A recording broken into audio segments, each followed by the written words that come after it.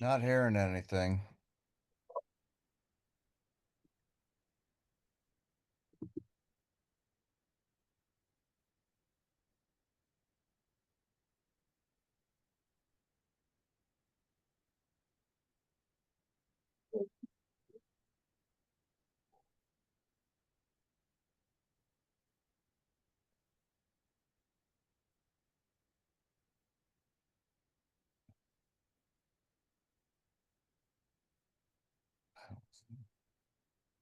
Recording in progress. No, Ray's, that's okay, Ray's over here. Right over there. I didn't know your name. Tara. And then this is one for Matthew. And Matthew was the one that suggested I had stuff certified mail to be picked up over there, and he said since I was coming to the trustee meeting tonight, to bring it over and give it to you here. Oh, is that in here? Oh, it is. Yeah, Okay. that's all in there. Very good. So hopefully mediation will go easy. Thank you for coming. Thanks. For the public, just to know that that Mr. Corey is referring to an ongoing legal issue. It is active, therefore the village cannot and will not make any comment, and will not engage in any discussion on the matter. But we recognize the public's right to speak. Okay. Next, we are going to adjust this a tiny bit and move right to Norm. Norm, I did bring copies of. Can you give one of those to? Right. I'm just conveying to Lori what was said Okay. because it was quiet. Okay. People on the computer, can you hear through the owl now? Yeah, okay, great. Okay. Thank you for that, Bob.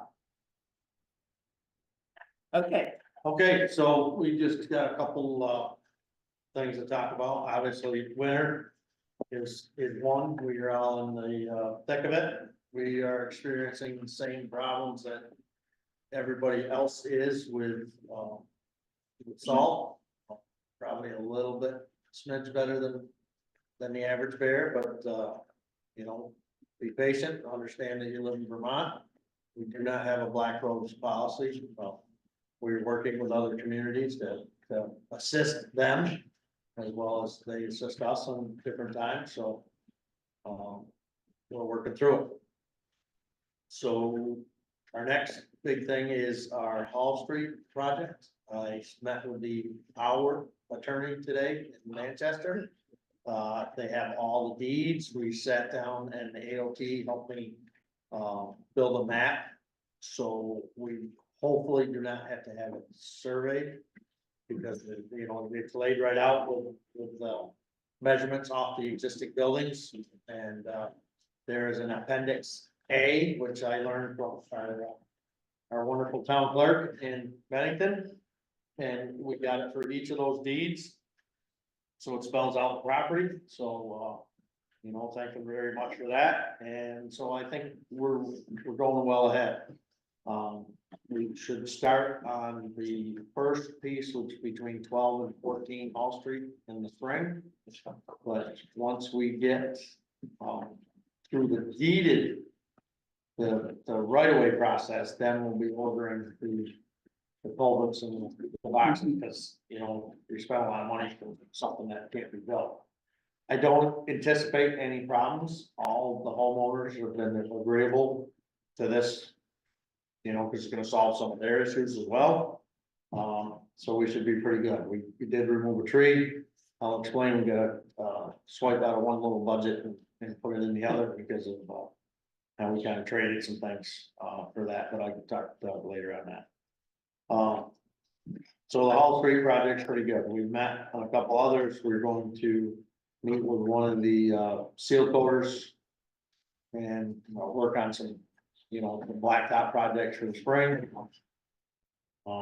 There's probably one other little curbing job that we would like to move up front is right above Scott's house around the corner. There's an apartment house that has been a thorn in our side since I took this job, and now they've got cars completely all over we're rubbing on the sidewalk and the grass.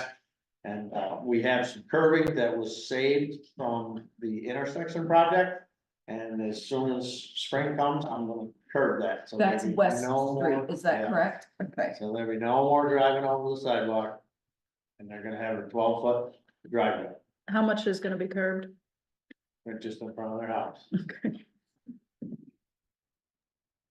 And Just curious. It's sad, it's, you know what I mean, it's a, you know, we have an apartment house that has. You know, nowhere near the parking that is there, and, you know, it's ruining our infrastructure. Going over it, we dealt with that, it's. Has that unit increased the number of apartments or something? It's ridiculous that it, I don't know, they've increased the number of cars in that building, I can tell you that. I bet you they Well- just have more tenants sharing space and that's why they have more cars. yeah. It's a mess, for sure. So, Is it students? Yeah. Okay. Most of them. well, mostly, I think. Mostly. There's no gentleman that walks out, so, but, All right. you know, they redid their driveway, what, it's not right, they, you know, they made a lot of profit, so we're gonna solve that forever. We're done with that nonsense. What is the situation with the drainage and the driveway? Right now, they haven't hooked that pipe up.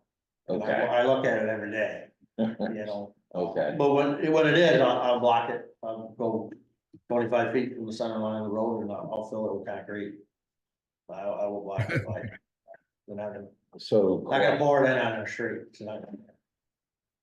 And is there a contact person? Cause I'm the neighbor and they changed management companies. They change management companies as I think it's a strategical, Oh, I didn't think of that. as strategical, so it's very hard to get a hold of anybody to pay.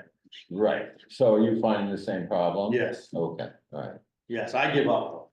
Still owned by, who owns that property? Is it Frost or is it, I don't know, it's 4 or 5 people, one is around here, I think the others are in New York City. You know, the easiest way would be that what we chased them down last time is through a tax bill. And send it to whom it may concern. I think it's Matt Moss maybe still owns that. Anyway, All right, so we got that for our little projects, and then we've been looking at some others, there's the fencing on the park that needs to be finished, there's some trees, we put in a ton of grant applications. Lower Park Street, you'll see there's a lot of X's on trees, you know, there's a pretty good sized grant that can come up, and, we've applied for it, so hopefully we'll be able to, remove most of those. So that's probably it, you know, spring cleaning will come, but we'll talk about that later. So we'll get into our truck, this is, spending money, nobody likes to do that, but, we started. I don't know when Mary took the job, actually, started actually implementing a plan for, turnover. And as you can see in our maintenance costs, you know, we haven't had, it's not like it used to be, okay, because we get rid of our trucks when they're still decent, we get good trades on them. And they move on. So our plan is, 7 years on our big truck. And we say, wow, it's just a dump truck. Well, it's not. You know, the other day when it's snowing out for 4 days, that's an emergency vehicle. I don't have another truck. You know, and you can't get another truck from anybody. So one of the reasons we've done it, and it's worked very well. So, but now, through COVID delays, everything else, people going out of business, now trucks are 2 years out from the day you sign a contract. Till you even get a slot, that's when it gets into the factory to get built, so, you know, it could be 2 years, 3 months, could be 2 years, 6 months. So we have a proposed right here for the equipment side of our truck. And the equipment side of our truck, from really the only vendor that's left, is $134,000. And we need to approve me to sign this contract today to get a slot in 2 years. Now, if the village goes something goes way awry, we can cancel the slot, it's no harm, no foul, but you won't get a slot until you sign this paper. Mhm. Trucks are probably 6 to 7 months out, so we wouldn't even look at buying the cab and chassis part of that for another year, Okay, but but this is just to get a spot in the line. just to get a spot in the line. Okay, And is a down payment involved? No, Oh, all okay. we gotta do is, I just gotta sign it, or Mary can sign it. And, accept it and send it in, that's it. When was the timing? When was the timing for that to, So 2 years from, if we do February, it's 2 years from February when they'll start on it. no, but when we are, when you are entitled, Scheduled to get one, yes, 27, 28, and it would be next June. Yeah. So we'll be another year fiscal and a half 27. out, okay, so yeah, that makes sense, get in line. 26, 27. yeah. Yeah. So, And we do have reserves. Doug will verify or estimate what we might have, but this big truck, we've never reserved to pay outright. Right, so is the 134 that's on here, that's not gonna be total in and out, right? That's not the cab and chassis, Right. No, outside the cab and chassis, that's correct. boy. Do we have any idea of what that number would be? On a high end, I would say 100. Okay, But I think that's way high, Yeah. And then we have our, what we'll sell ours for. Yep. So. so ballpark figure, if we're 2 years out, so if I say the 2 reserves that are coming, the one this year and the one next year, we'd be 61 plus whatever interest, so probably another, $1,000 in interest. So 62 would be our reserve amount 2 years out, because we just used basically everything Mhm. for the truck that we Mhm. just bought. So we have right as of, and this actually just came today ironically. Oh, interesting. The truck reserve as of 1/31 is just a hair over 5,000. We're due 28 in this fiscal year, which I usually fund in May, and then 28 in next fiscal year. So that's where I'm getting. that- Right, and that ballpark. actually will be, you usually fund at the end of the year, but if you decided to front fund it, you could actually have 3. Well, right, depending on the timing, we can talk about, and it would depend on, if it comes before tax time, I couldn't do Yeah. that. If it comes after tax time, Yeah, it ain't, you can't even get the slot, we won't be in the building. no, I'm saying that third year. Oh, That would depend, we'd be kind of down to the day. And we're early on deciding any of this, because we also then look at what the next truck is, that we try to get the small truck and pay that up yeah, in full, so. At some point, there will be a loan for this vehicle, and there always has been for the big For one, the so big, that's, yeah. yeah, so that's not anything, it's not anything different. Yeah. But I agree, we should get in line. Yeah, and our warranties run out on the truck, and we always bought it to keep it, and we could sell it under a warranty, we get a better. And Norm, I think It's you're just- perfectly okay to sign this if we put that in the motion. So I'll moved. make one. Oh, Matthew. Second, I'm second though. Okay, Matthew made the motion Yeah. to approve Norm to sign this to get us a spot in line. Get us in there. Seconded. Any other questions? No. All in favor? I, Thank you. I'm Okay. abstaining because I didn't do it. Okay. It's okay, it isn't like a financial obligation yet. I gave you a copy of that right on your stuff there. So, Yeah. going back to our Hall Street project, we Yes. talked about the sensor for our excavator to be able to dig and stay in line. So we got that price down from 28 to 23,000. We're gonna use it out of our road money. That contract has been signed.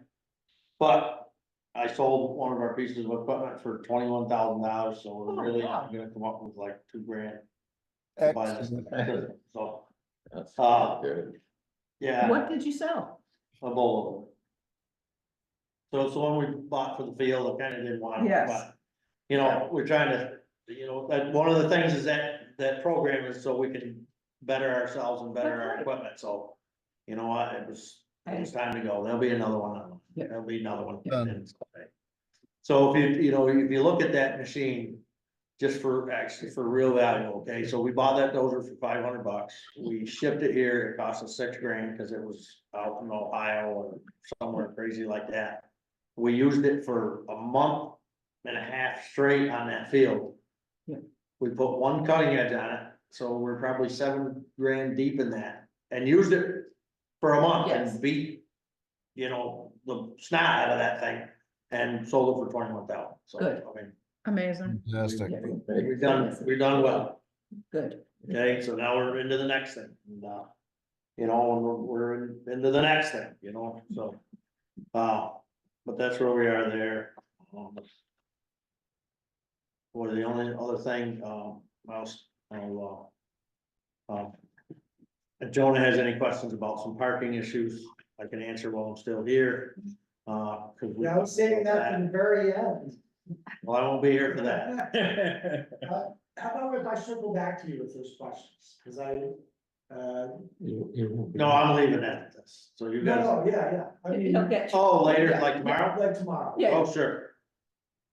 Yeah, so we talked about with his, with the, big event that he's gonna brief you on, like where we could use and who to ask and, different things and, so. Important things that I consulted with one. Yeah. So, None of those things have to be decided tonight, so. That's good. so other than that, I can't, Good. Well, thank you. You getting enough sleep? it's been a tough winter. We're gonna have that conversation. I think Matthew, were you saying something? I just wanted to thank Norm for Oh. all of it, and Jesus, Yes. it's a little. Yeah, month it's been out. a hard winter. Thank you so much. Right, it's not just me, there's three of us that are Yeah. out there, two, well, There- Kyle and then a part-timer, and. Yeah. It's a lot, so. Hard job. I hear you go by at 5 a.m. Yep. I know you're out there. Be He gets to safe. my house at 4:30. Uh, Yeah. All right. Well, thank you. That's how I know it snows. Appreciate it. Yeah, me too. Anything? Thank you. Yes. Norm. Last. I've got lots of copies if you want a cleaner No, one. I'll just You take got one, okay, that's it. okay, sounds good.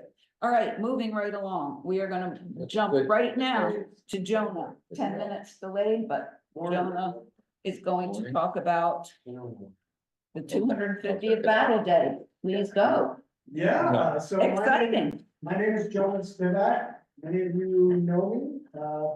I wear a lot of hats. One of them that I'm wearing tonight is in my role as chair of the Bennington Regional 250th Anniversary Planning Committee, kind of a mouthful.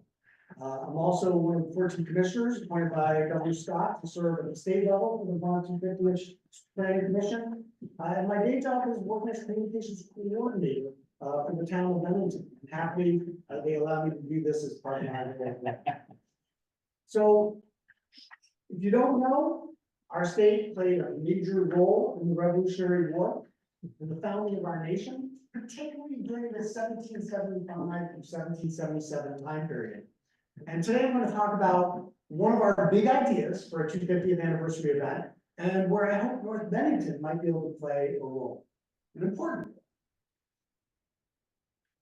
So, I mean, why commemorate? Maybe I don't need this slide, I'm not sure. I never quite know while going into a room. But I think it's worth at least saying, well, first of all, what is the 250th? It's also called the semi-quincentennial, or the bicentenary. Yeah, that's Oh, a thing. wow. It just rolls off the tongue.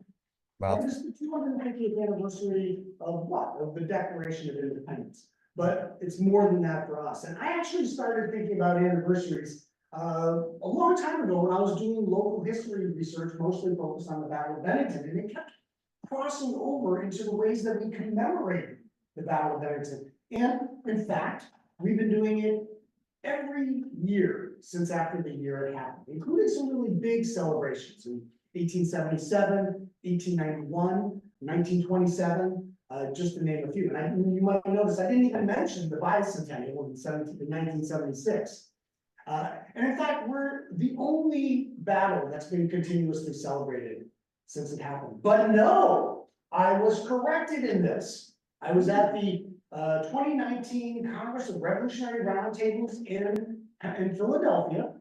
And I met a woman from North Carolina who corrected me, and she said, in fact, the Battle of Cowpens also has been continuously celebrated since it occurred. But I know that that happened in 1781. Bennington was in 1777, so we are the longest continuously celebrated.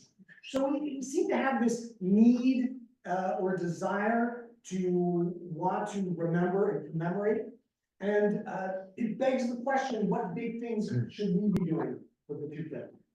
And I would argue that sharing this history, sharing these stories, especially at a time when civic engagement and civil discourse is in real jeopardy, is absolutely vital. We need these lessons that history can teach us.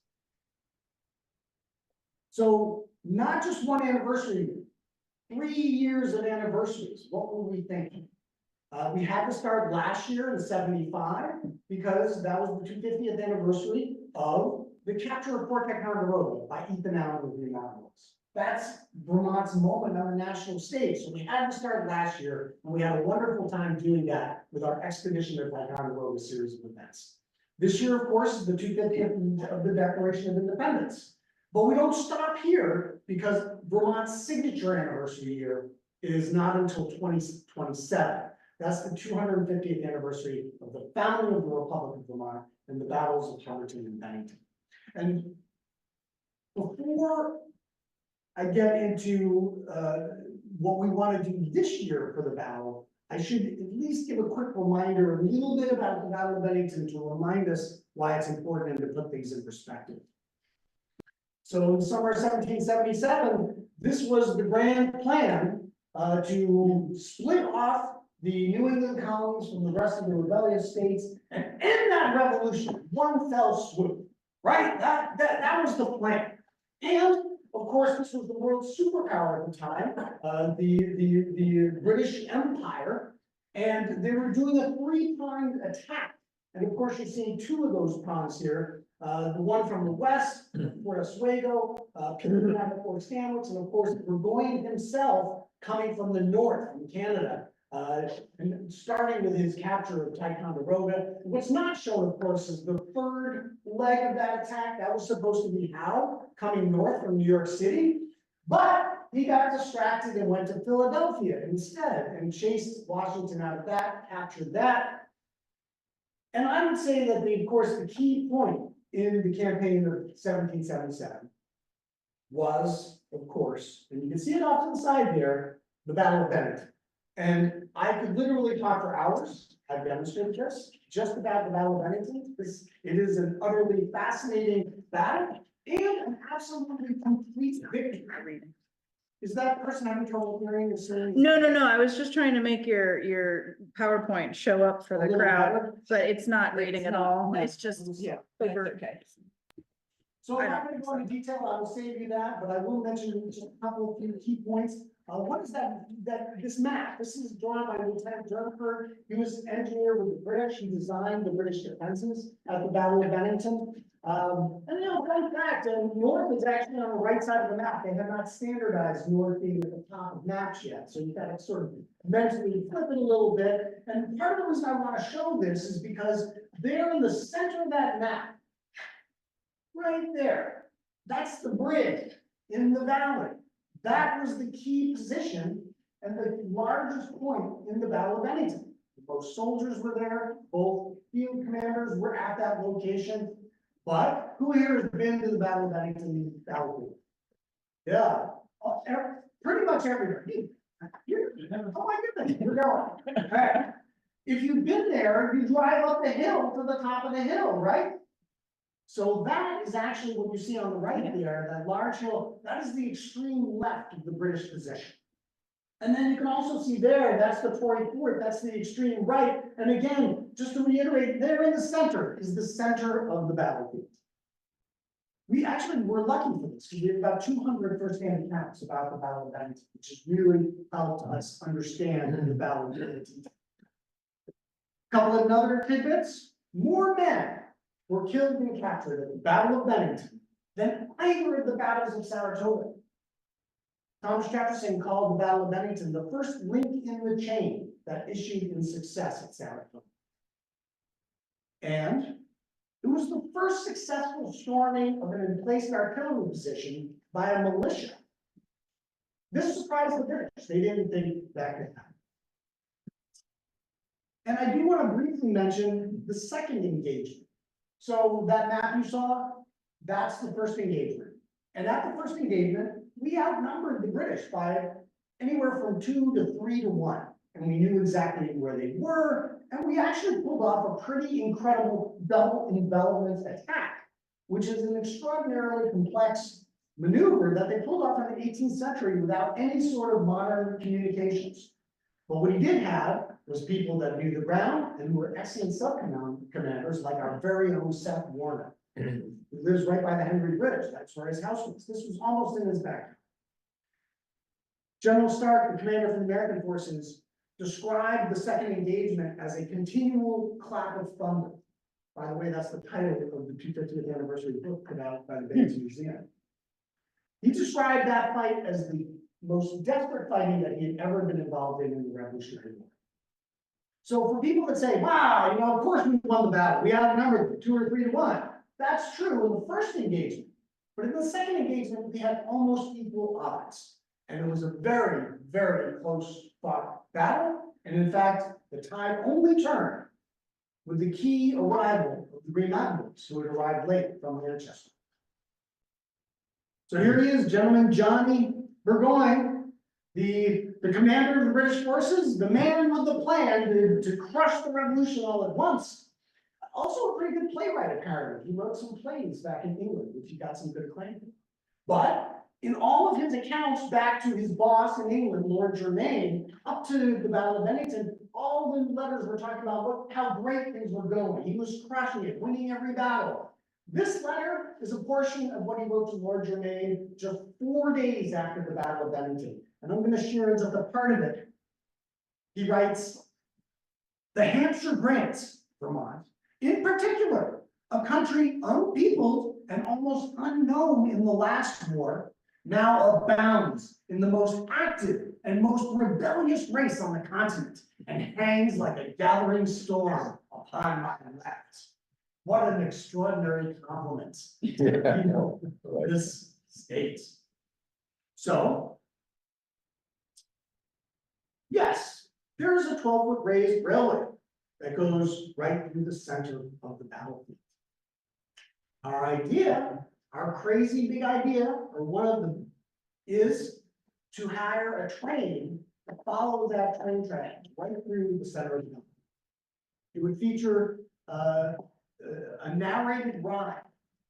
You would get on the train, there would be costume people in 18th century garb. We'd also have a tape narration telling the story of the battle, because you literally basically follow the route of General Stark as he approaches the battle, and then you cross right over that center of the battlefield. You go through the retreat fields where Colonel Baum does his last desperate saber charge, trying to escape, and then on to the second engagement. That part of the battle where everything could be turned on a dime and changed world history forever. So we actually convinced New York to pay for this. I know, right? It turns out you can rent a train. Vermont Railways owns the railroad going through it, which is pretty cool. So the battlefield's not on Vermont land, but the railroad, that's Vermont's. And because of this funding from the state of New York, this can be a free ride. Oh. And we can accommodate, we're estimating 500 people on the train. It takes about 125 people per train load. The idea is we'll run 4 train loads out from possibly, if you agree, right here, the North Bennington station.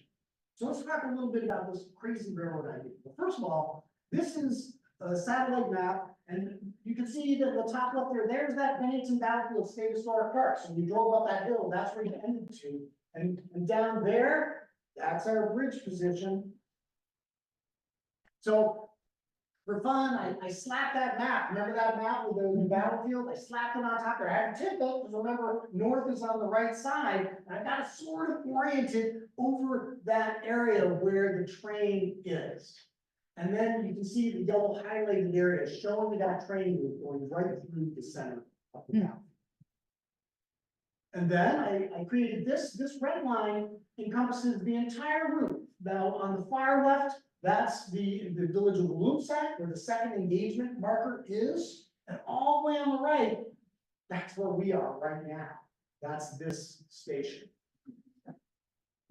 So the thought is, when people first get on, the initial part of the route goes tiny bit through the village, but even when you get to right about there, at that point, when you look to the south, you can see the bit of Harrington Road where the Stark encampment was. And that's kind of part of that story. So this narration, the story really begins at that point, quite early on. And then as you go along, again, following this route that was traveled by the troops, you are gonna, right out there, there's a 40-foot high train trestle bridge that you're sitting on top of as your entryway into the battlefield area, the core battlefield area. The view from up there is quite striking. And then it continues, as you cross the river and you go down, approaching that central position, you're on this 12-foot raised railway bed. You have some pretty extraordinary views of that entire center of the battlefield, which, by the way, almost nobody knows is the center of the battlefield, right? Because we all think it's on top of the hill. So one of the things we're accomplishing with this is helping people understand this important story about where the battle's actually fought. Not that it wasn't fought up there, it's centered. And then from there, of course, that bridge position continues on all the way to that second marker, because we can't talk about the Battle of Bennington without remembering that second engagement. That really is a key.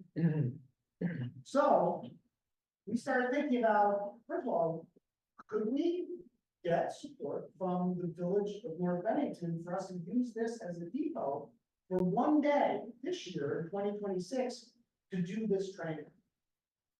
So that got us thinking, well, what about parking? And that's where I reached out to Norm. I'm like, Norm, you know, what can we do? Where can we park it? Because you figure 125 people per train load, that could be potentially quite a few cars. Yeah.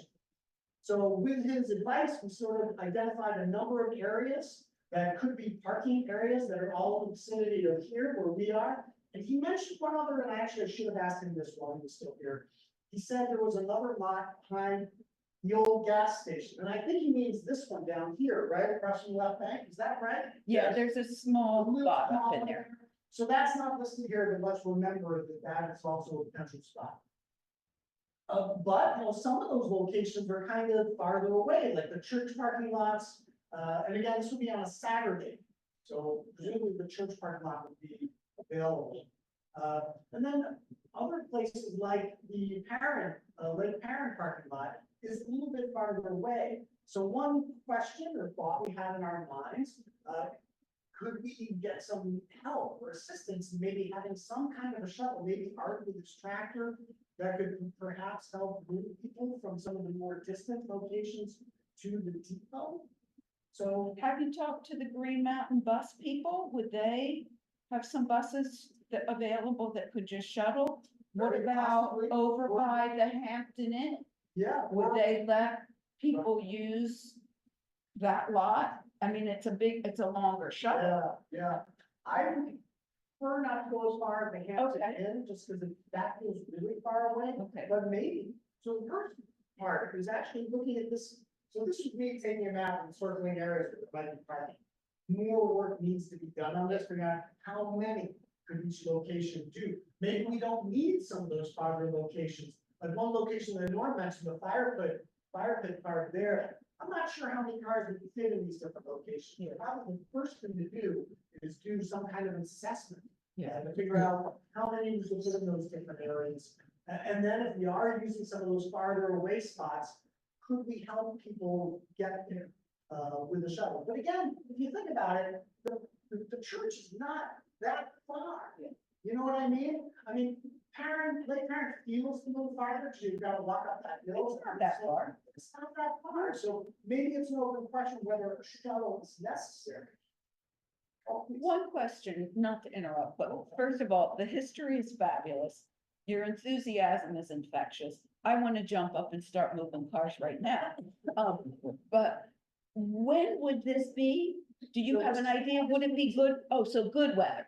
We're not talking about, Yeah, Yeah. no, we're Yeah. doing it as part of Battle Day weekend. okay, This is the 249th anniversary this year Okay. in 2026.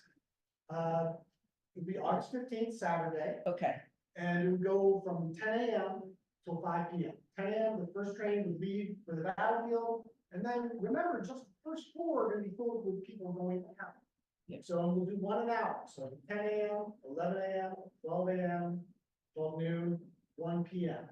And then 2, 3, 4, and possibly 5 will all be just return trips. Because we don't know how long, once people get to the battlefield, they're gonna get off, there's gonna be a shuttle bus taking them around in different parts of the battlefield. Some people may be there an hour, some people may be there 2 hours or more. So we're gonna need more trains on the back end to make sure they can all get back here before. are there, I would imagine this could be so popular with just 500 people. How would you, is it first come, first They're served? ticketing, so Tickets, you're okay. gonna have to buy a free ticket online. And when the 500 are gone, when the train is full, we're done.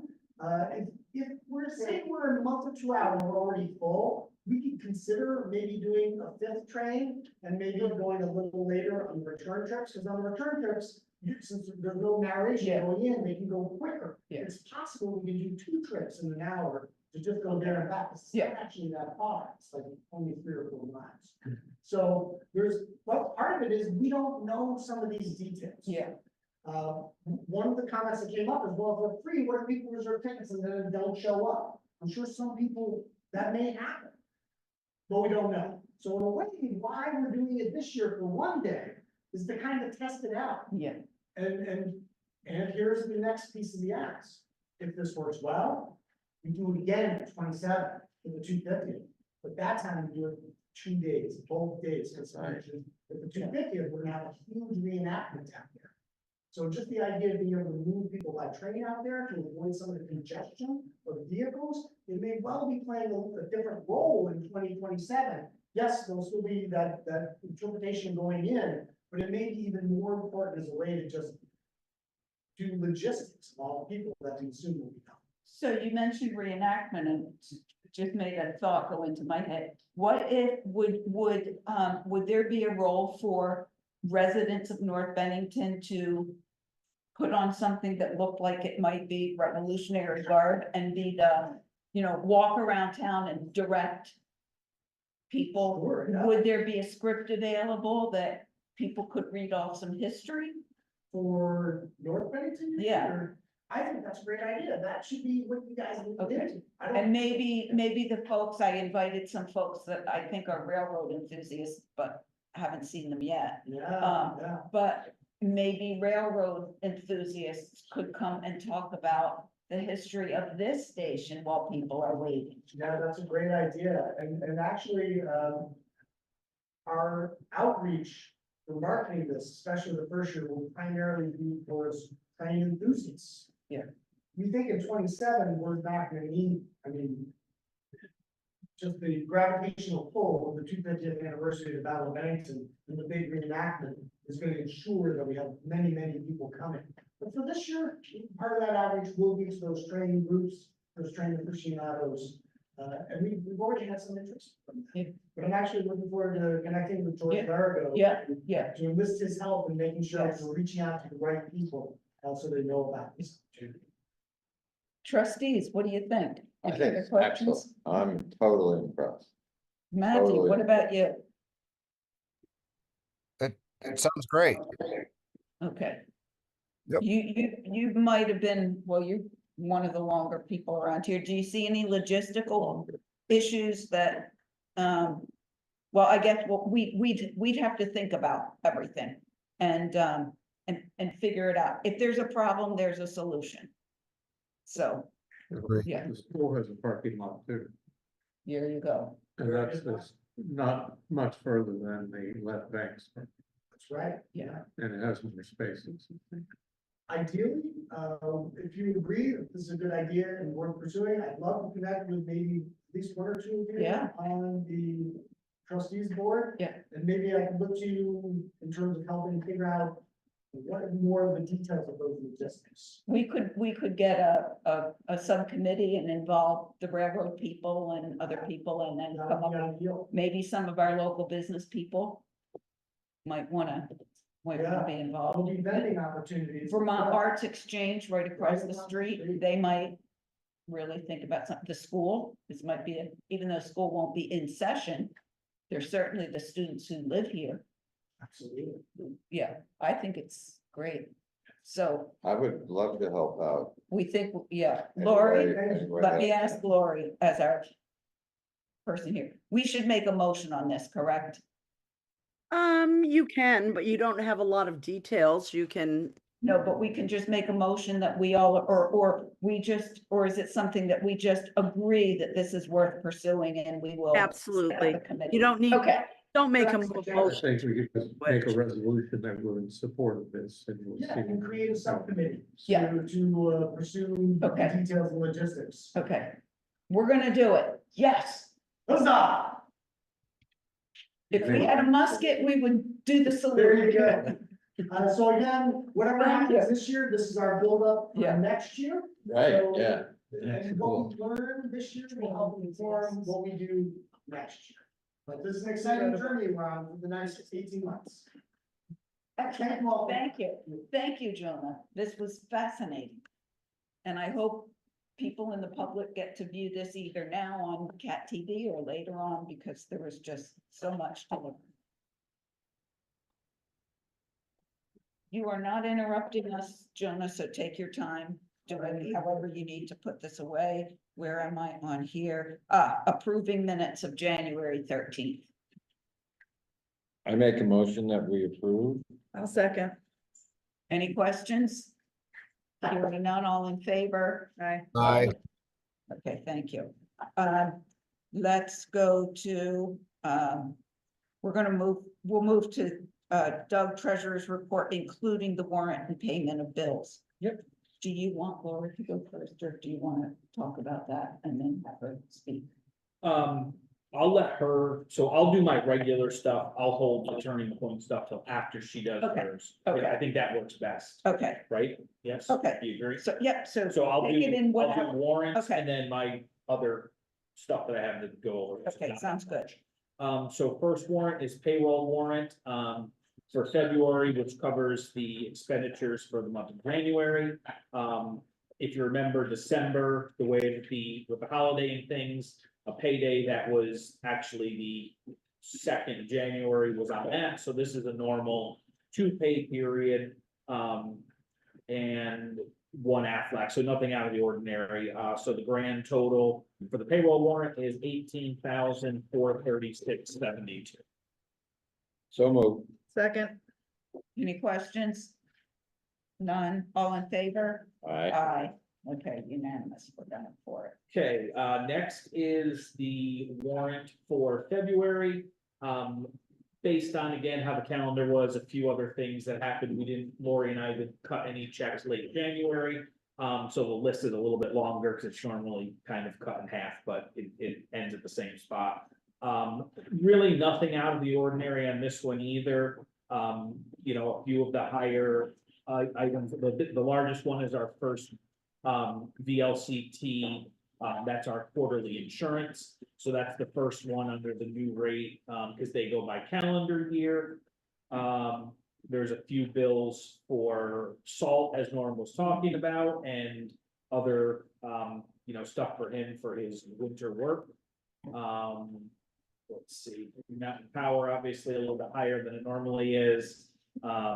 And Norm touched Greater Heights. If anybody questions, that's tree removal. So that was what Norm was talking about on Hall Street.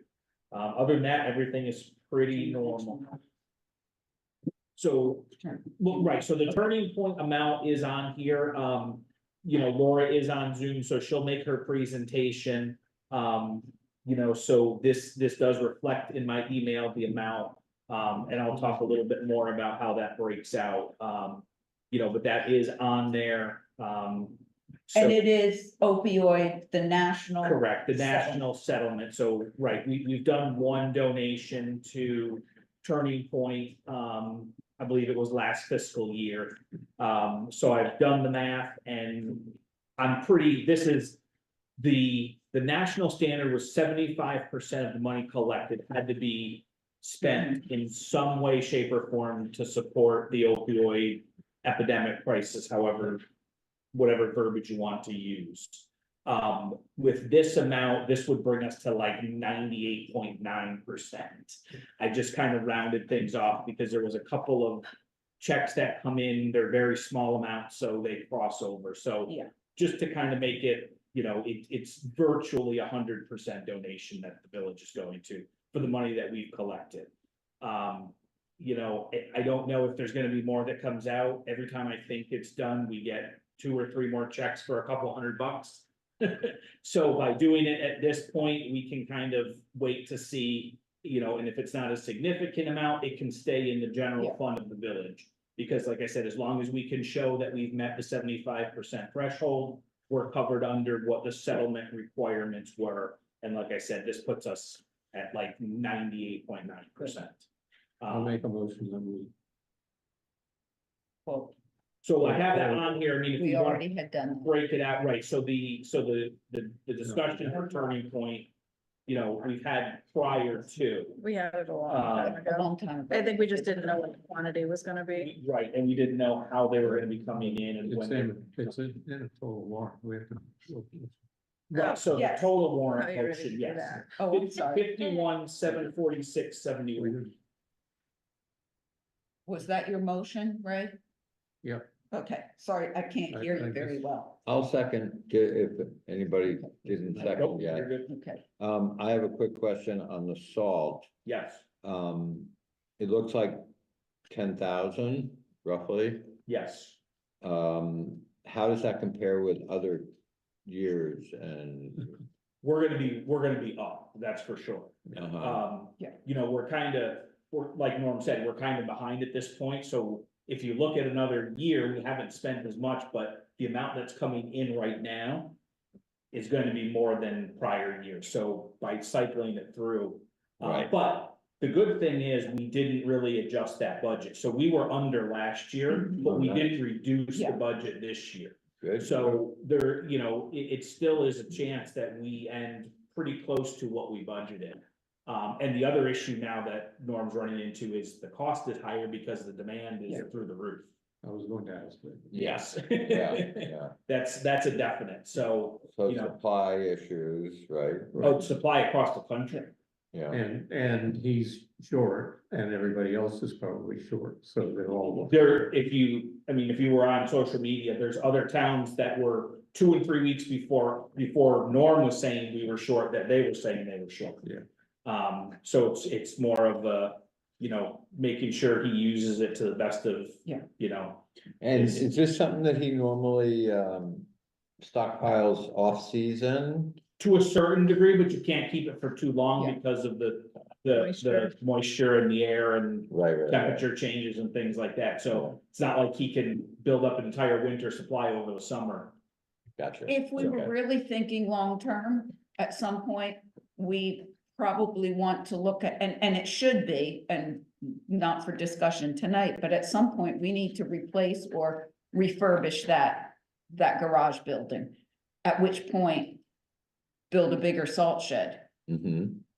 No, that might make And, sense, you know, because get if you yourself can most of the afford to season's work. get it Yeah. off-season, Yeah. you could save some money, it seems. But like. it doesn't, you're right, it doesn't last through the Doesn't summer. last, it sublimates, it disappears. Fine. We also have not had a winter this long in a long Yeah. time. Yeah. Yep, that is, yeah. Did you have any other questions? No, that was it for Okay, me. Matthew, no questions from you? Thank you. So my. Then all in favor of this, of Ray's motion and Tara second? No, it was Scott Scott second. Scott second. I'm just All saying in aye. favor? Aye. Aye. All right, good. Okay. Next. Next is the update for delinquent taxes. I have 6 parcels that have been turned over to the attorney. The grand total of those, which includes interest penalty, so this is the full amount that's turned over, is a hair over $57,000. I counted, there's a total of 30 parcels that have any amount due. Those 6 make up 50% of the outstanding balance. So just as a quick refresher, the state changed the rules last year. All of these parcels are at least 2 years past due and have, the minimum is 1,500. None of these are even close to 1,500. Majority of them are 10,000 and over. So Of the 6 or of the 30? of the 6. Of the 6, okay. Right, right, and like I said, that those 6 represent almost 50% of the total outstanding of delinquent taxes. So it's a significant amount for the village, so that's why it's moving forward through the attorney process. So demand letters go out, they have 2 options at that point. One is to pay in full and be done with it. 2 is the state requires that a payment plan be offered. If they accept a payment plan, the village can state the number of months, which we've chosen to not extend through November, because we'd be chasing our tail because the next due are in November. So if they said that they wanted to pay in equal increments, it would have to be done basically by October 31st. So November 1st, the complete outstanding balance would have to be paid in full. And then the third option is obviously if they don't pay, then the next step would be moving it forward to a tax sale. So Doug, are any of these joint with Shasberry or Bennington? Well, they all are. They I are. mean, so No, the I attorney mean, has. So if they're Oh. delinquent with us, they're also delinquent with them, is what I was. Okay, saying. no, that I kept, our attorney, the attorney who's Yeah, Kevin O'Toole, was doing that research. So Okay. I'm not sure, I haven't Okay. gotten his final rundown. Okay, But he always checks with each municipality, because if they wanna piggyback, it makes it easier. If there's amounts that, Yeah. they have to meet the criteria. Yes. So if they don't have $1,500 outstanding to say Shaftesbury or to Bennington, they couldn't move it forward just because we are, but it doesn't stop us from, because they're still delinquent with nor us. would it stop us then if it goes to an eventual tax sale if there's nothing done? Correct. Okay. Yep. Good. Yep. All right. So Kevin was looking into that, and he was, he would make the offer to Shaftesbury and or Bennington Okay. if those parcels met the same criteria, if they wanted to piggyback and go Okay. that route. So I'll keep everybody updated on those. I don't think I have anything else. Thank you. Any questions from the audience or from any trustee for Doug? All right, Thanks, Doug. You're Appreciate it. welcome. thank you. With respect to the Turning Point amounts, I noticed that Laura Derrick from Turning Point sent us a chart of actual work that they. Well, Laura is gonna talk next. Okay, good. So, Laura, you're on. Let me know if you need to have a screen share. Were you planning Okay. to show anything or just No, speak? can you hear me okay? I had to switch to my phone. Okay, I emailed a monthly dashboard for December, just so everyone, when they had a moment, can kind of look and see okay, where our impact is. But I'm Laura Payne Jarrett. I'm the executive director of Turning Point Recovery Center in Bennington. And I work with 23 amazing individuals. We have 5 full-time, 14 part-time, and 4 volunteers at the moment.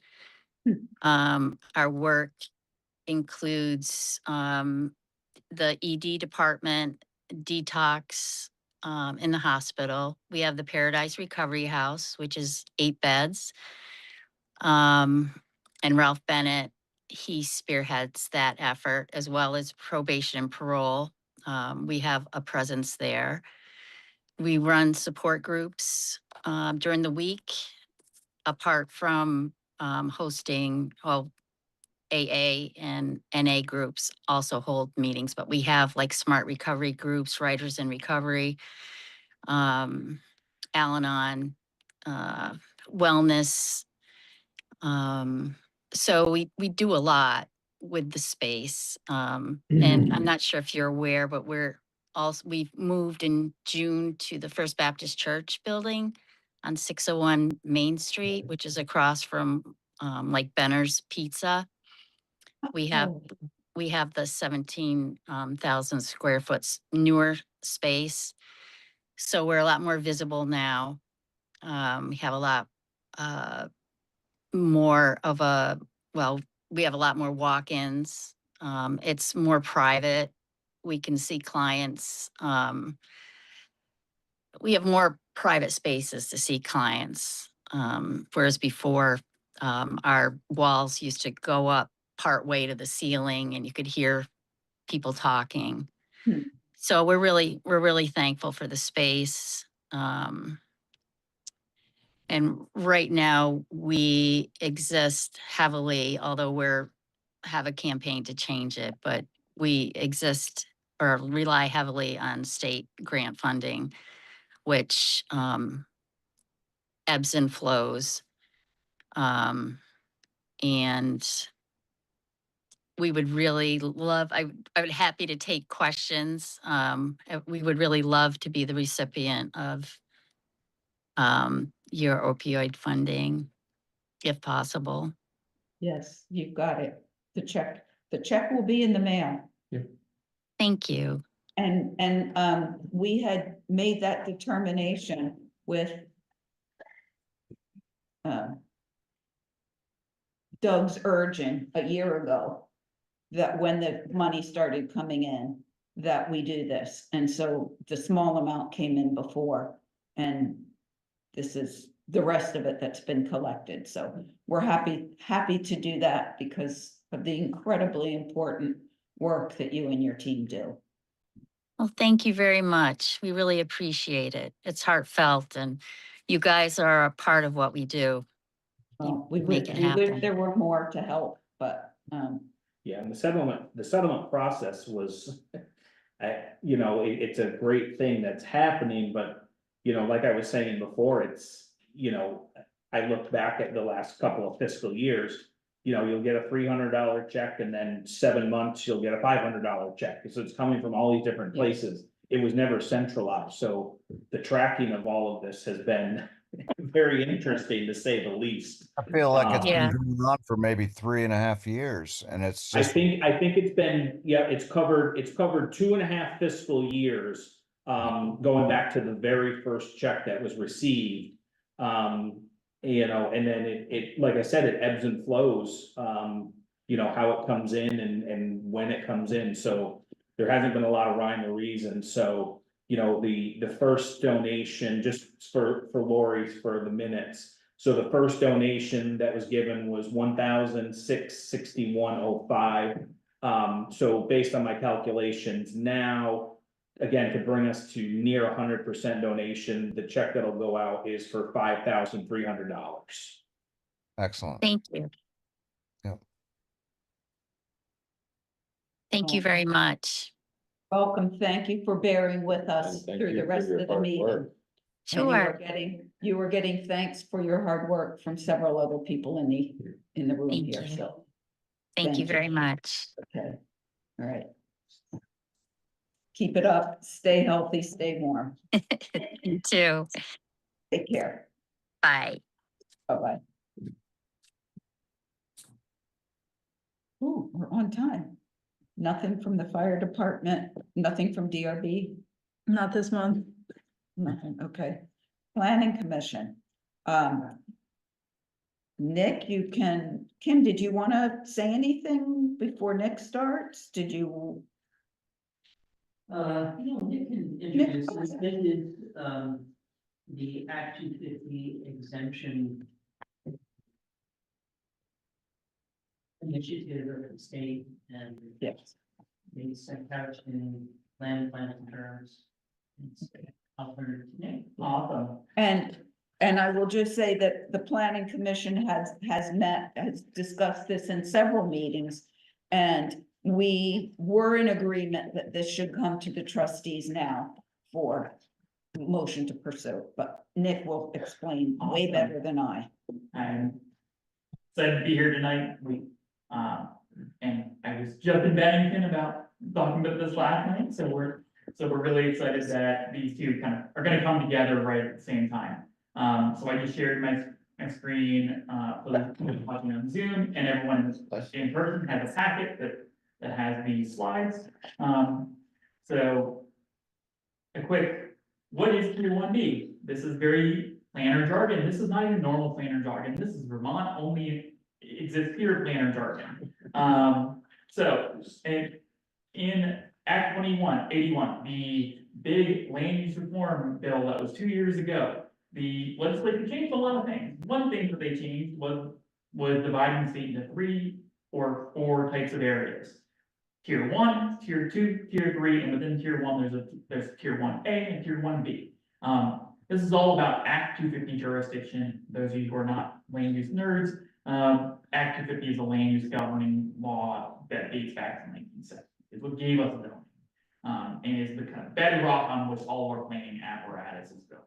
So, and that is built around adding regional review to projects of a certain scale that to make sure that matters that cross jurisdictional boundaries, that are of regional concern, to get regional level review. It helps level the land use system with the fact that Vermont doesn't have county government at which level this would be generally taking place in other places. But what we realized is that process is a really burdensome process. It can slow projects down, cost thousands of dollars, and it means that municipal concerns are taking a backseat to oftentimes the regional concerns. So what Tier 1B was created to do was to exempt certain projects from this regional level review. That's projects that are housing or mixed-use developments, but primarily housing, and are under 50 units and are on less than 10 acres of land. So meant to be small infill projects. And those projects have to be taking place in certain areas that are mapped by the regional commission, that you'll see some maps on shortly. So in these places, the regional level review will be removed, and the town's review will be the be-all end-all on the permits. So you have a beautiful brand new zoning law. That law will be the thing that governs it rather than that law and someone else's opinion.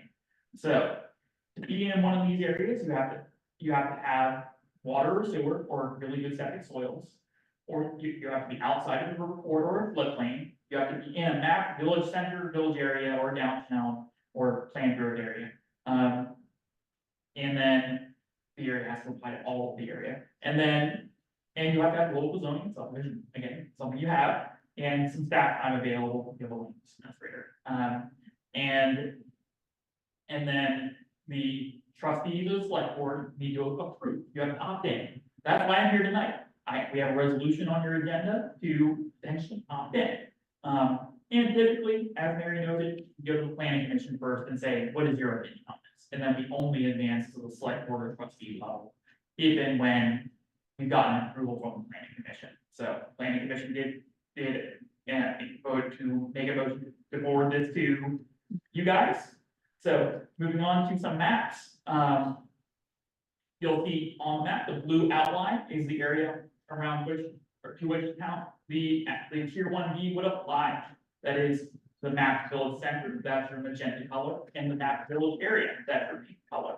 The village center is a slightly modified version of your existing village center, and then that's been expanded a little bit, captures more civic properties and things like that. And then the village area covers the bulk of the village. These are meant to be neighborhoods. So this is the area of the village that is already built up, that is not being used for conservation, agriculture, forestry, or the more suburban bits of the town way down to the far bottom corner, or the area that's the river in your case. So and also like map wetlands or things that are not eligible here or large. So you'll see it carved into 2 big pieces, the area on the east of Parent Creek, the area on the west side of Parent Creek, excluding wetlands. So we scroll through, I have a couple of versions of the map here to help give you guys some waypoints and understand exactly where this would apply in your town. Now there's a lot less that's applying to most of the built up area of the town that's not right beside the river or Heron Creek. And so we have one with future land use map, as previously noted, one with the streets, and then we have one with a satellite. And then I wanted to put this in a little bit of context. Your neighbors have also had this conversation already. Bennington opted into Tier 1B last night. Shaftesbury did this a couple of months ago, and Shaftesbury also has an area immediately to the north of your border that I call completely the Shaftesbury border here, but it's associated with your village center that they opted into because they really care about these exemptions in their town, to pair with work in South Shaftesbury. So what we're here to do tonight is consider a motion to adopt the Tier 1B resolution as presented. I circulated that resolution as part of my packet, and if I didn't, I will. That's here? Did I not send it? No, I think we have it. Okay, you have it. Yeah. Just want to make sure. Then it will become active in mid-2026 after the land use review board has done their job, after they've reviewed the borders of our area to make sure they comply with state law. And then, I did want to flag that, yeah, other towns in the area, Shaftesbury, Bennington, Arlington, Manchester have opted in. Dorset's outstanding, I'll be there for the same presentation next week. And we're really happy that the uptake in our region has been really high in towns and villages that have had a really good case for it. So, almost every town except for 2 cases that had a little bit of a weird case, but Powell with its water constraint and Manchester Village with giant golf courses in the middle of town. I think it was weird. So those are the areas, and I'm happy to answer any questions about what this is and what it does. Nick, this sounds like if we opt in, we get an exemption. Yes, you're opting in to take a layer of regulation. Yeah. And by doing that, sounds you only good. have your regulations that's in place. Yes, and it is for those Yeah, those types of construction that Nick went through yeah, on certain, on certain acreage. yeah. Small parcels in those pink and Yes. magenta areas and have to be housing. This is not about Yes. commercial, this is not about industrial. And it does not at all impact the zoning regulations and ordinances that we Right, have. so That just our becomes, existing regulations, that becomes it. that Yes, becomes it. that is No, on the I think top of the this is mountain. great. So when you say, so kind of to tie in what Scott said, so if there's an area that's designated as residential only, they couldn't put a mixed use. Not unless your zoning says so. Right, okay. So maybe your zoning allows for, say, a home-based business there. Yeah, they can still have that home-based business. Okay. But your zoning is what rules. If there's not someone else's extra light that's coming from state law that has said, hey, you guys don't regulate agricultural splits. So one good example would be someone wants to do something, an Act 250 commission may come in and say, well, what about the agricultural soils? And that's something that you guys have chosen not to regulate because you're a village. Most of the soils that you have are already disturbed. Doesn't really make sense for you to be regulating. But that's a very common, and it's been something that public record states has been an issue in many Act 250 cases. So that's a good example that says, hey, we've already thought about this. We didn't regulate what we have a really good zoning law, and you're one of the more precise that we find laws. So I'm really confident in your zoning bylaw, in any possible case that you come out. And yeah, and I was kind of just asking that it didn't loosen. No, What we already had in place. Yeah, It's nothing really is where I was looser, in it, because even if you had an Act 250 process, they still have to get permission from you. It would be just that you're removing a second layer of opinions on top of your opinions. That may kind of undermine, they wouldn't remove your regulations, but they certainly could undermine the spirit of something.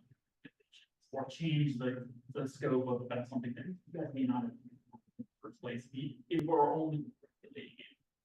And it doesn't require anything, there are no, targets of you must do A, B, or C and build X, Y, There's Z. there's no must, there's no anything to No. tier 1B, this is a opportunity, it was Yes. designed to be an opportunity to encourage really high uptake.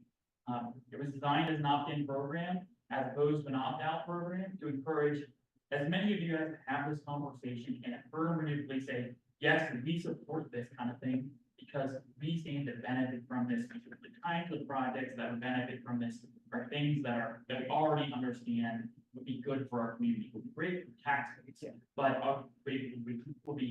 would fit in well in our community. And that's why there's that 50 unit cap, that's why there's that 10-acre cap that says, yeah, that's not too big, and we can handle that. Is there actually a resolution? I don't have. Yes, any it material. is. It's not a resolution, it is, we make a motion. Oh, so there's a Very resolution, and there's a reason I apologize for not circulating that. Oh, I thought it was simply a motion to adopt. it. Yes, and I apologize for not, sending, sending that physical document. But for the record, I can actually, it's a really short resolution, so I can just Yeah. read it out. Sorry, I drafted this up all the way back in September, wow. So, whereas, Vermont statute, 10 VSA section 6033, municipality may adopt tier 1B status for the purposes of Act 250 jurisdiction. Whereas, the municipality has adopted and approved a plan and a planning process that is in I'm sorry, accordance with could you come 24 VSA. Nick? Yes. Could you come closer? Yes, So let's- I'll fix it up. and Yeah, let's- hear that. Yeah, let's Thank you. do that. You can And also email. I'm gonna email it as well so that we can have it. I'm gonna share it on my screen while I'm at it. But yes, so. How about this? I'll summarize it and then we'll email it and then you guys can sign it. But to summarize, you have a confirmed planning process. You're authorized to do this for statute. You have permanent zoning and subdivision laws. The area excludes flood hazard areas and river corridors, except for where they're suitable for infill. You have a water supply, wastewater, or soils that can accommodate a septic system of necessary scale. And you have the municipal staff, officials, or contract capacity to adequately enforce this. You have the technical assistance from us at the Regional Commission, the League of Cities and Towns. You have a town attorney that can provide that technical assistance. But you also have a planning commission that meets regularly. You have Chris, who does your zoning, and you have a budget to pay him to do your zoning. So now therefore be it resolved that municipality requests that the village center and village area be mapped with tier 1B status. So that's the resolution in distilled form. And then we will email this over if you make a motion to approve this as presented, Mary can just sign that as long as it's reflected in your minutes. I'll make So a motion moved. to. Matthew beat you. Matthew already. Matthew, that. Did you, yeah, I got this. Yes, he Okay, said it. so Matthew's made that motion. All right. It's a Are no. you seconding? Yeah, I'll second. Okay, Ray is seconding. Any other questions? Mary, can I ask you a question? Yes, Absolutely. From the last VCRs, I believe Bill, Colin mentioned there was a public comment period when the plan gets sent to the land use review board. Could you tell us a little more about the process of what the LURE does in the review and how the public can comment if they want? Yeah, so the public can comment on this plan when on submission to the land use review board. You can also submit any thoughts that you may think you want to have to be incorporated into this plan as a whole at any point to us, and we're a very open institution. The plan is still in its drafting stage right now. So for instance, the maps that we've been relying on pretty much closed. They're being used to generate up housing targets and things like that, so we don't want to be changing around those borders. But the actual content of the plan will be going out for public comment later in this process after it's been submitted to the land use review board as part of the normal plan adoption process. But when this is submitted to the land use review board in late April, there will be a public comment period for 30 days after that to comment on the plan as a whole in its full draft form before it even gets to the public comment period as part of the actual adoption of the plan. So it's a little bit of a two-stage process here, but we endeavor, and we've had dozens and dozens of meetings with trustees and planning commissions across the county to try and get at what you want out of this plan. And with the plan as a whole, a couple of things we've heard. We've done a lot of public engagement with the community. We did a big survey that we circulated to everyone, and we've heard many of the things that we already understood to be major issues, housing being the number one issue, which is why the state understands that all this process is here. But a number of other issues, including talking about recreation more thoroughly, talking about our public facilities and our utilities a little bit more thoroughly, as well as public safety as an issue that we needed to explore a bit more thoroughly. So we're really excited that this plan incorporates a lot of public feedback and then really works to distill that down in a way that is usable for the public. I'm excited that we were able to discuss things like fire departments a lot more in this plan that didn't get a full treatment in the past because we all took them for granted if we can, but really we needed to think about planning for them a bit more. So we're excited about that. But yeah, get us your feedback if you have any preliminary thoughts about what you really care about our regional plan. We're happy to listen. No, I don't do the comments, I think it's I think it's great. Yeah, thank you. So that means we could adopt this, but there can be changes due to feedback. So the land use board will review the borders of these map boundaries and make sure they're in line with statute. Almost, they're not forcing anything to be expanded. Typically, they may say, well, are the soils really that good here? And in your case, we map very conservatively. We map only areas with water, sewer, or really elite septic soils.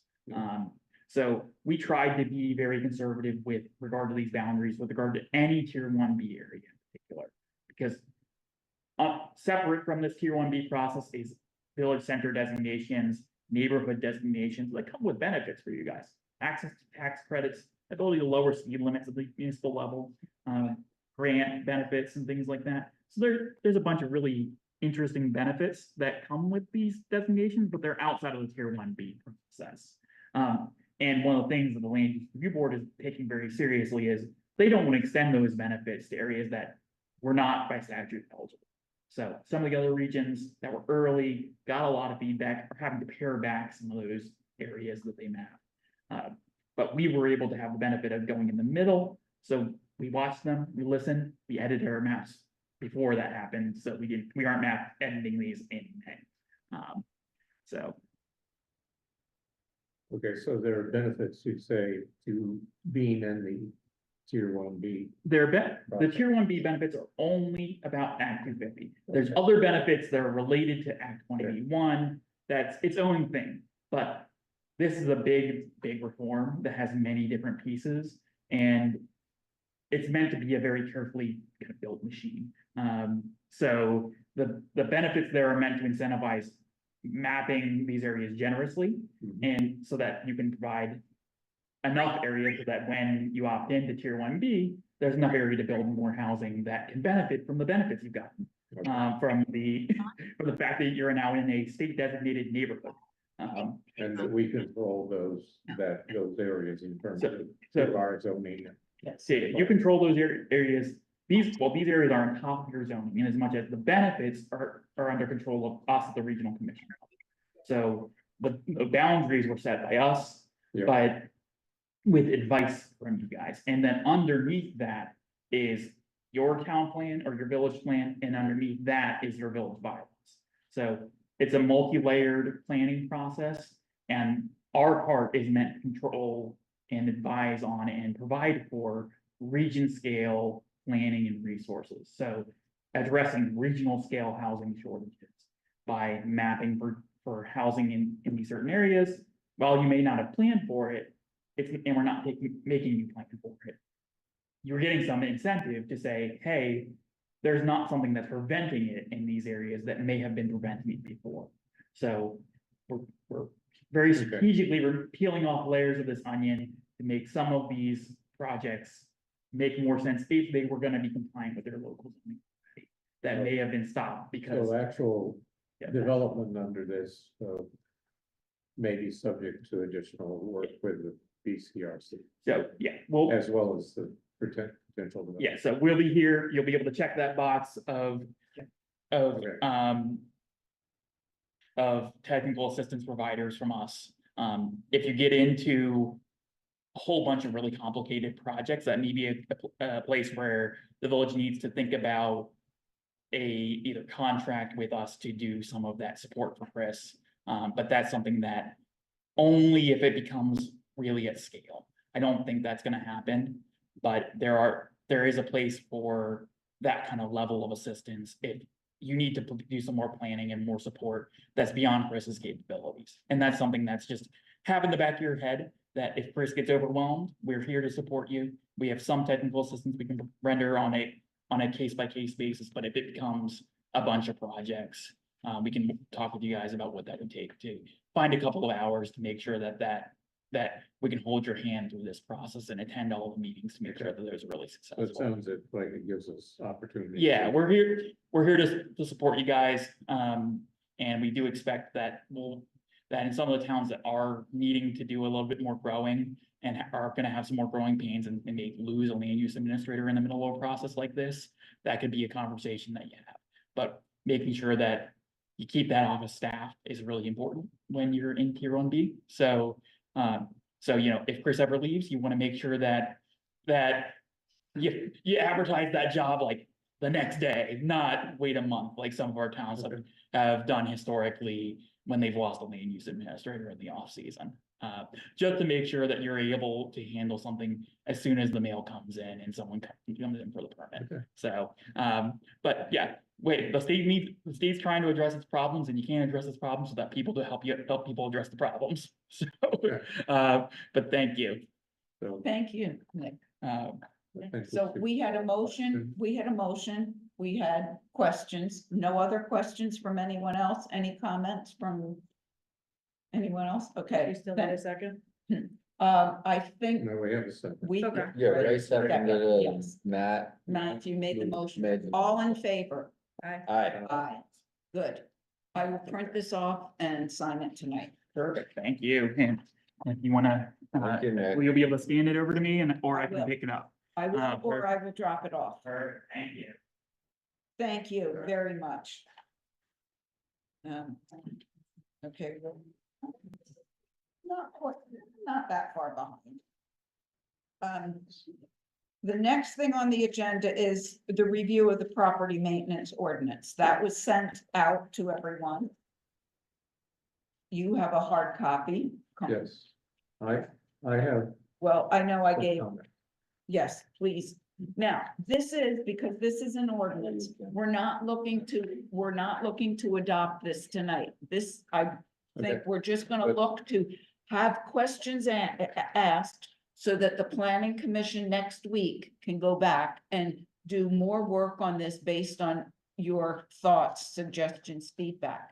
Okay. We will then warn another meeting, very, very clearly stating that the objective is to approve this. So that we give the public plenty of notice. And then after which we follow the steps of putting it in the newspaper, publishing it in all the required places, before it becomes enacted. So. Ken, Can I make one comment before we get started? of course, I read 1.1 under purpose, and I found it confusing. So I rewrote this, and I offer it. Maybe I should just offer it to Ken, Please do. but I will read it. Okay. Instead of what's there, I have, the purpose of this ordinance is to establish standards to regulate privately and publicly owned buildings with the purpose of maintaining adequate sanitation, public health, and to govern the administration and enforcement thereof.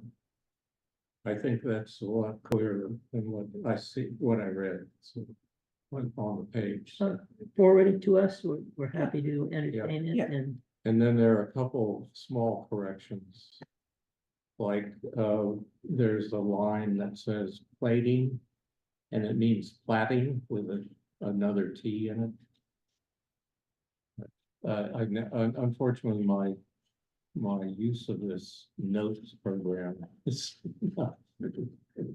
So I don't know where that little comment We can, is, we but can there's do a- a search and look for it. Yeah, I mean, it's clearly wrong, and then there's some other simple correction there. I'll have to find it again. If you can forward all of that I'll to do Kim, that would be most helpful. Yep. And thank you very much for reading it. I read Thank you too. it. Do you have anybody else have any questions, comments, concerns? Those are mine. I think most of it is pretty good, and just as I said, plating is not a substitute for platting. Is And, there, are there issues that I'm not aware of that are going on in the village? Or, in other words, are we having, There have been historic issues. sanitation? Yeah. Yes, okay. Yeah, and we didn't really have an ordinance in place and, action was taken, but there wasn't really a leg to stand on to fix it all. So Good. this might, Go ahead, Matthew. I haven't been through the entire document, but I've had some people in my capacity as a public official in the village raise some concerns about what is the responsibility of a landlord regarding snow removal and these things. And I noticed, I see it talks about some of this, but I haven't fully gone through it. So what is the requirement of a landlord to deal with snow and ice and all that, and to create safe egress from the building? Is that addressed here at all? It is not addressed. Solid waste and recycling and infestations Compost and, are yeah. are dealt with, but not snow or ice. I would think that might be something we want to consider. There are multi-family units in the village where tenants are struggling with access. getting Egress. in and out of their property, and being told by the landlord that that's their problem. But I would just think that maybe we could address winter conditions or the things that, I'd like to look at other municipalities' approach to that. See what I can find that might act as a template. Yep. For discussion by the planning commission. I can tell you that a quick Google search says that it's the responsibility of the landlord unless it is clearly stated in a lease agreement who is responsible. But local ordinances are also allowed to, require sidewalks to be cleared in a certain window. And in multi-family units, like an apartment complex, then it is the landlord's responsibility and not the individual's. Exactly. And then there was the question about whether there are state statutes, and there are some that and whether or not local bylaws or zoning can further enforce or increase that.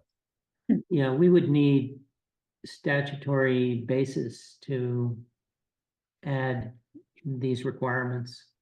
We have statutory basis for,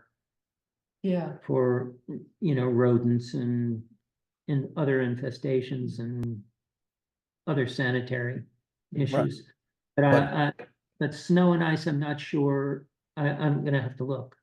I don't know the answer to that. I mean, this was the year to bring that, to our, Yeah. Yeah. Chris, when you started this, did you not pull this from a very big document from Bennington? Or am I thinking of a different one? A different one, okay, not this one, okay. But we could look in that, unless Jeannie, you would happen to know anything about that, no, okay. I think the general consensus on Google is that it falls to the landlord unless the lease says otherwise. Right. That would make sense. Again, if it's an ordinance, Yeah. it's gotta be based in some kind of state statute. And then what is the recourse for an occupant or occupants of a structure that are finding the situation unsatisfactory? I mean, State renters. The Department of State deals with renters. Did you hear that? He says there's a department in the state for renters support. There is an avenue through the state for renters to file a complaint against someone they're leasing or renting from with these types of issues. Okay, that's helpful. I wonder if that should be noted somewhere, maybe we did. Chris, if you could point me in the direction of that, I'd love to hand this off to the people that have expressed this concern. Division of Fire Safety. Is that, That's Google. Oh, well, let's mean- find out. You'd have to Google the Vermont State renters, something along that line. There is just like the one you're looking at, there's one for renters who file complaints with the state. And to get assistance with dealing with those issues. But yeah, if I can try to track that down. On the state of Vermont's website, under firesafety.vermont.gov, there's a 5-step process that they have to follow in order to file a grievance. But only on fire safety? No, this is about, it falls under fire safety Okay. because snow removal is a fire Well, safety. let's find an exact gotcha. link and an exact, I can go from there. okay, I'm not completely, It's Yeah. in Rutland, I know that, okay. I'm pretty sure. Well, you have one here that says rental housing, health and safety complaint process. There you go. This was under the fire safety? Okay, good to know. thank you. It's kind of sad that it's that far away. Because, and that they have such a large territory. Oh, yeah, there's only one fire person in the state. Yeah. It's ridiculous, so. But at least there's a statute. Yep. Appreciate it. And they give steps to how to proceed, so you do it right. So if there are other concerns or comments or That one out. thoughts that you want to think about and get them back to Ken, Chris or I, And we'll make sure that that gets on next week's agenda. Okay. Month, Yeah, we meeting next week. next month's agenda. No, planning No, commission. oh. Oh, okay. Right? Yes. Correct. So yes, please be as thorough as you can. Thank you very much for going through and reading that. Yeah. Anything else you wanted to comment? Yes, just in passing, I have noticed that the state GIS information about the boundaries of the village of North Bennington are incorrect. Yes. I have confirmed that our information is right in our bylaws and town plan with the assessor of the town of Bennington. I did that today.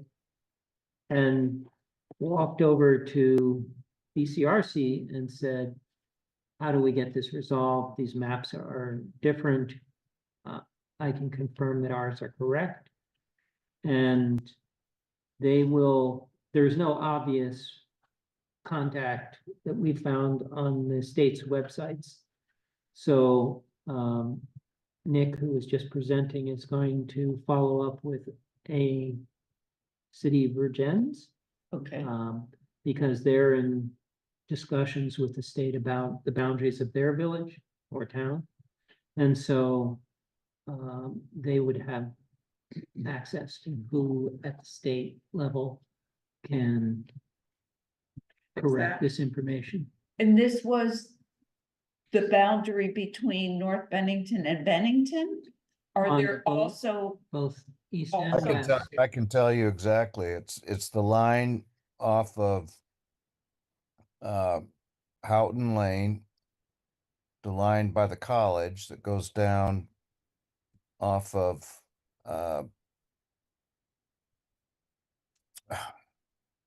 yeah, the east of the college, the one boundary that the feds had for FEMA showed a line below the girls' school.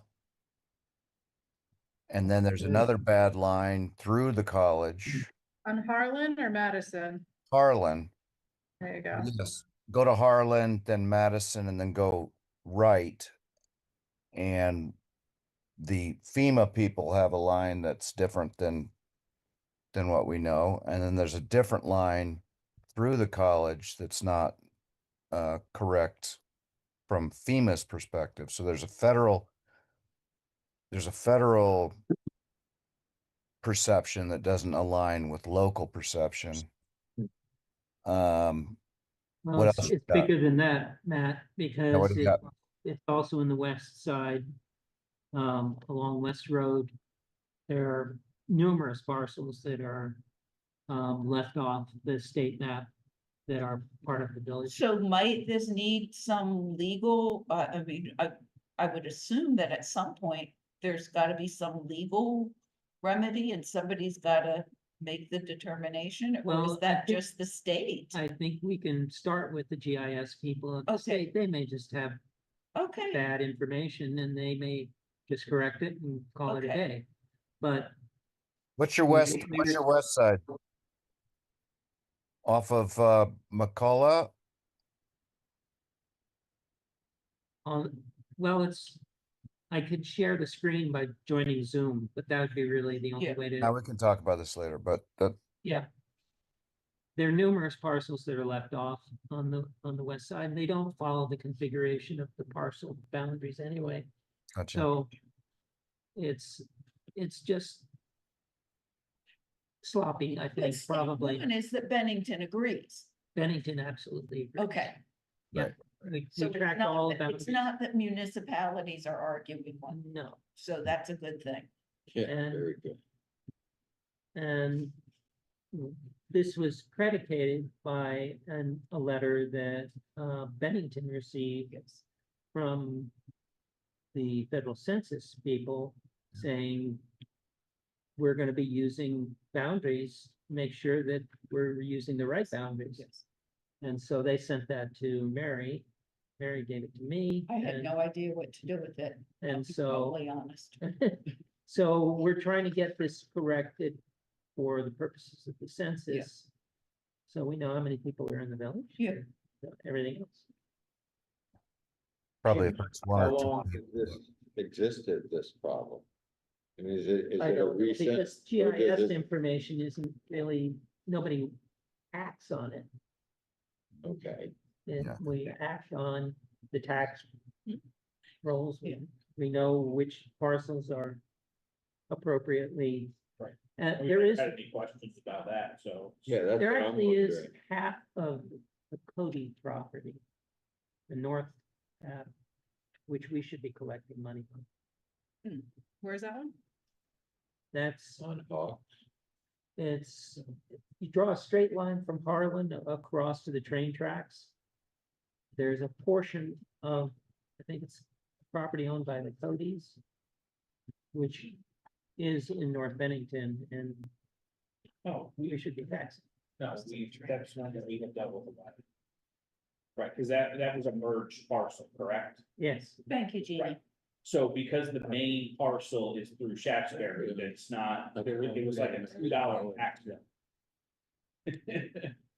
So with the merged property, that's why it's the way it is. I mean, it's a 28 acre piece of property, and Okay, we, I don't know. some will have to talk about another time. yeah, But, Yeah. but that is a good thing to pursue.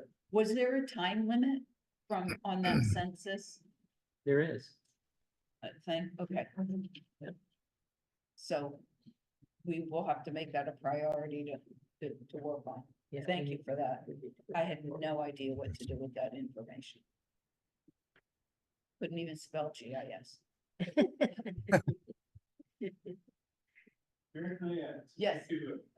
Address Matthew's earlier question about, landlord tenant laws. Yes, Mount Legal Aid is holding a clinic February 18th, and people who have questions about things like this can register with Legal Aid. They can call a 800 number, and appointments starting February 2nd. Read the number if you want to put it. Matthew, yeah, let's, What, hold on. What was that, Matthew? what is he saying? I can't hear him. Okay, closer. It's gonna come This closer. is regard to landlord tenant disputes. Yes. that maybe Select board members might have questions about. Vermont Legal Aid seems to be the starting point, and they have a clinic on February 18th. Citizens who might want to get information on how they can address these issues, can call Vermont Legal Aid at 802-318-4169, and they have to schedule an appointment. But this is a regular clinic. All right, read that number again. Sure, it's 802-318-4169. Vermont Legal Aid. And that'll be a good starting point for anybody in these apartment buildings that's having landlord issues. Right. Thank you. Probably ought to post it in the post office. And then Well, I'm thinking we can get, Good I can look this up and see if there's something I can Put a link Do on the- the site. put a link on our website too. Yeah, that's. Thank you. The planning commission is also working on an open burning ordinance. Yep. And for another trustee meeting, we'll dive into a legal review of another ordinance, which we started on as unsafe buildings. That's a legal morass, which we'll need more time to explain to the trustees. That's beyond this property maintenance ordinance. Yes, yes, yes, it is. That's buildings that are hazardous or unsafe. Yep. Where the remedy may be demolition. Yeah. Great, thanks. Thank you, Kim. Thank you, Chris. Oh, where am I? I'm losing my place. Old business. Old business. Merck. Oh, Merck. So I should have done this in February when we were talking about some of the other, This is February. excuse me, and should have done it in January when we talked about other, it's in the minutes, and other grants we were working on were mentioned. The Merck grant is the Municipal Energy Resilience plan. That is the $154,000 grant that we have to put heat pumps and make the 3 municipal buildings more energy efficient, the depot, the fire station, and the garage. We have had a preliminary plan from Centerline Architects. I sent that out months ago to everyone. But in the meanwhile, it's the first 4 pages of that with the immediate recommendations that we needed to address. We had a brief meeting last week. Thank you to Ray, Bill, Christian, and Norm. They were here, and 2 volunteers from the fire department also were here to go over some of the immediate steps that could be taken for these. Ray, jump in anytime because I'm likely to forget something or not or mistake it. I'll do my best. Go ahead. Do you want to take over? No. Oh, okay.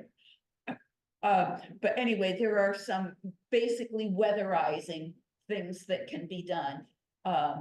Weather stripping, insulation, putting in,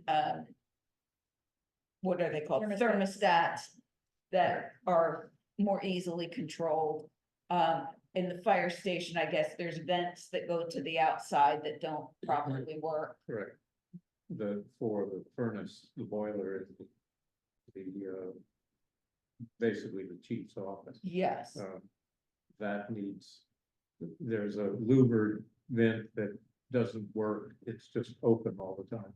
So it needs to be cut down to a 4-inch pipe to the burner. And otherwise, all that airflow would be restricted to that 4-inch pipe to the burner. And there was some talk about potential freezing of the toilet that's adjacent to that part of the building. But I don't know what happened with that, because that turned out to be a sewer problem. Yeah. Outside. but We're not dealing with them. Yeah. So basically what we need to do is this money, the grant money has to be spent by the end of December. But if we do not start working now on approving this preliminary plan and letting or requesting Centerline continue with their plans to draw up the request for proposal that we will need. We likely could be into middle of summer before we even find anybody that's got the time or energy to respond to this, let alone complete work that we can say we've got it billed by the end of December. So you need a motion. So we to need, yes, proceed. we need a motion to accept the immediate recommendations proposed by Centerline and to direct Centerline to proceed with the narrative descriptions of work, which we can then use to solicit quotes from contractors. So moved. Second. Questions, anyone? All in favor? Thank you, thank you. Lori, I will leave you a copy of this, of the exact wording that we just read. Yeah. Oh, wait, you made a motion. We did have a second, right? Yes. Yes, okay, thank you. My mind is And not with it. it should be mentioned that there are some modifications to some of those proposals from Centerline from Yes, our consultant, Bill Christian. yes. And it should also be noted that Ray and Bill are working closely with the fire department staff to take care of any and all issues at the fire station. And then we're all working together on the depot here, and Norm and I are working on what needs to be done to the garage. There are some shorts that some of the things that we will be spending money on now, and this is a grant that as soon as you spend any amount of money, you can get it reimbursed. So we also are looking at our purchase policy. And if we're talking about something less than $5,000, you all are authorized to go ahead and approve the purchases. So if you and Bill work with the fire station and say, this is what we need to do for this louver or the fan in the kitchen or whatever it is, bear that in mind that you need that. I am going to confirm, I think we're because I believe this is federal money. The ultimate project is over $10,000. And could even be, when we talk about the big pieces, putting in a bathroom, updating the bathroom, I should say, here, and putting in the heat pumps. We probably want to do a full bid on those, just because this is Yeah, federal because money. they're bigger, right? Yes, and they're big, but the smaller ones, the immediate things can be done and Yeah. should be done as soon as possible. So thank you very much, And, Fred. Right, I don't know if we'll get anybody to do any of the insulating work now, but Yeah, it would be great if it did. but it can be lined up at least. Yes, okay. So we received a grant of 157,000. Yes. Yes. That's, Couple years ago. we've had it for a while, Yeah. and we've So- been trying, we've been moving Yes, forward. Yeah, yes, yeah, We yeah. have been. No, We need I, to get action. I'm out of date. I thought we had been applying for grants. No. Well, that one we get. Mary- That one Mary is a got while that. ago. Excellent. That's so. And that great. was a You- community, I don't know. that was a community effort getting that too. Bill. All right, we're a little bit behind and we still have quite a bit of business. So I am just going to skip over, well, just ask very briefly. The AARP Community Challenge Grant is something that Jenny has been helping me with. And couple of other folks in the area. I just want to make sure that trustees are okay that the village will be the writer of the grant, and then our other nonprofits will jump in. What we are looking at is actually putting in covered safe bus stations for the there's a couple of locations where the bus are currently stops.